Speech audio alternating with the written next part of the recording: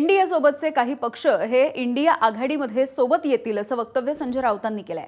राज ठाकरे यांची इच्छा असेल तर उद्धव ठाकरेंच्या सोबत बोलून आघाडीमधला प्रस्ताव त्यांच्या समोर सादर केला जाऊ शकतो। इंडिया आघाडीला पंतप्रधान पदाचा चेहरा घेऊन पुढे जावं लागेल असंही राऊतांनी म्हटलंय। पुढच्या निवडणुकांना सामोरं जात असताना पंतप्रधान पदाचा चेहरा घेऊन पुढची वाटचाल करावी लागेल असं वक्तव्य राऊतांनी केलं। नाही, त्या संदर्भामध्ये स्वतः तर तसली त्यांची इच्छा असेल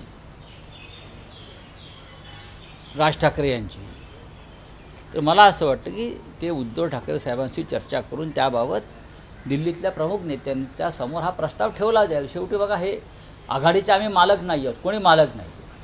अनेक जेव्हा नवीन पक्ष येतात आघाडीत तेव्हा तसे प्रस्ताव त्या बैठकीत ठेवले जातात आणि त्या बैठकीत चर्चा होते। शिवसेना पक्षप्रमुख उद्धव ठाकरे यांची कायम भूमिका ही राहिलेली आहे की निवडणुकीला सामोरं जाताना एक चेहरा आपण